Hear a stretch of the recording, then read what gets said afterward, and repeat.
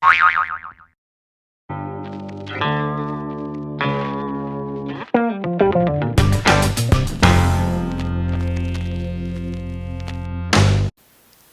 is a response to two videos by Anticitizenx, who, for brevity's sake, I'll refer to as Mr. X. You'll find the links below.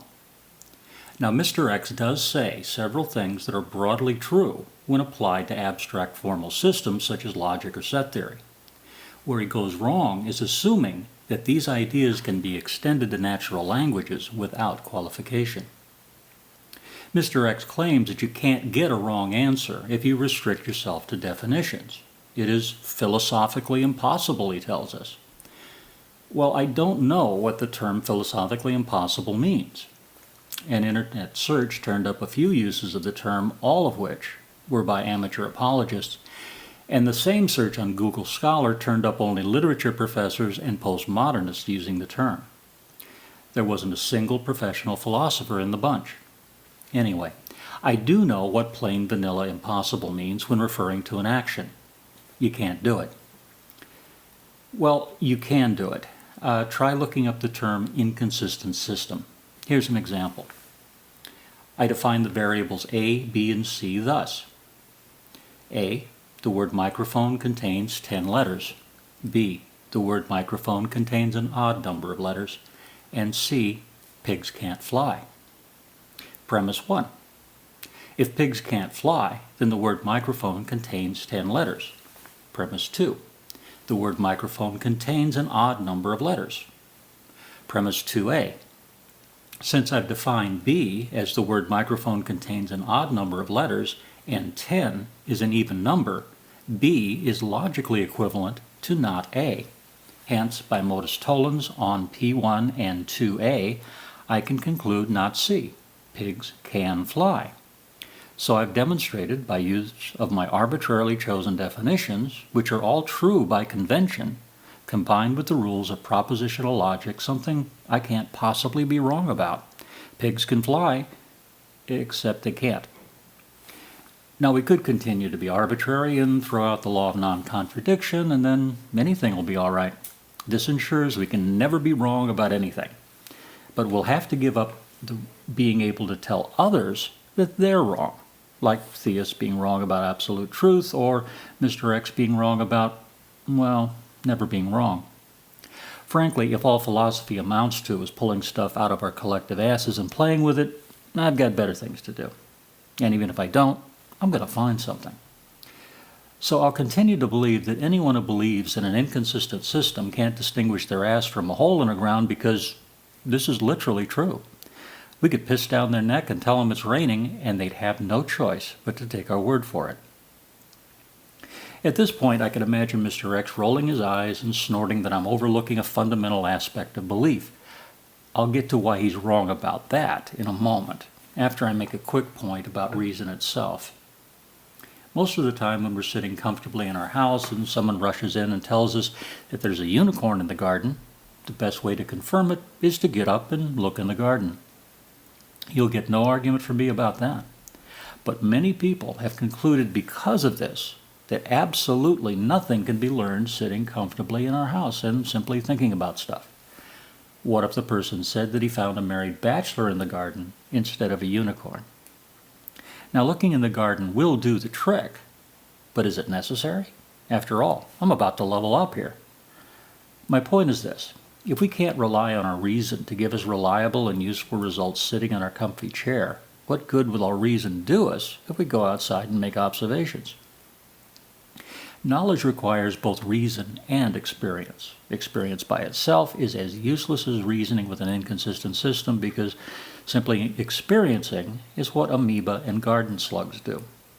Strictly speaking, tautologies tell us nothing about the world, but our ability to construct them tells us a lot about us and whether we have anything to gain in looking in the first place.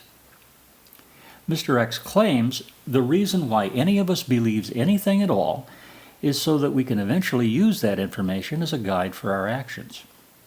That's why sooner or later everyone has to start measuring the truth of a belief by its power to help us exercise decisions under the expectation of desirable outcomes. Has there ever been a time in human history when this couldn't have been used to justify the current state of knowledge? From human sacrifice through astrology up to CAT scans and genetic testing. Are they all true? Galileo predicted that the Earth moved because he believed that the tides were the result of the movement of the Earth, and this was in line with his desire for fame and to contribute to the knowledge of humankind. So according to Mr. X, it is true that the tides are caused by the movement of the Earth because that belief led to a desirable outcome. Before the caloric theory, scientists posited a substance called phlogiston that was necessary for combustion. This belief led to many useful predictions and new discoveries. One of them was that phlogiston doesn't exist. So, according to Mr. X, it is true that phlogiston exists because it led to the prediction that it doesn't. In order to check the soundness of our reasoning, we assume we're reasoning with true premises. The truth of our premises, however, is not guaranteed by the soundness of our reasoning. If this were the case, any valid argument would have true premises, by definition, and this is exactly what Mr. X is claiming. Additionally, Mr. X is simply wrong about the aims of epistemology. Truth has something to do with it, to be sure, but truth is not a label in anyone's epistemology. Check out the entry on epistemology in the online Stanford Encyclopedia of Philosophy, and then ask yourself if the purpose of epistemology is to name statements. If we count a statement as knowledge, then it's true by definition, but it is not true because we count it as knowledge. Otherwise, we can never be mistaken about what we know. And Galileo would have been right about the cause of the tides, and Santa would exist because kids get presents on Christmas morning. I'm sure Mr. X will also object that we simply compare our definitions with our experience, and that tells us which definitions are wrong. I didn't address that here because I'd have to bring in metaphysics and theories of perception, and I wanted to talk about the logical and epistemic errors he's made. He's free to bring up the objection himself. I'll gladly respond, but I'll caution him that I will ask how he can do this without relying on a correspondence theory of truth or simply defining truth arbitrarily. So, we are not entirely free to make up any rules we like and still get true conclusions, because we run the risk of contradictions creeping in, and the result is everything and nothing is true at the same time. Truth is a requirement for knowledge, but our counting something as knowledge does not make it true. Look up the difference between a necessary and sufficient condition. Which one is truth? And while we do want to know true things for practical reasons, simply achieving practical goals does not make the beliefs employed true.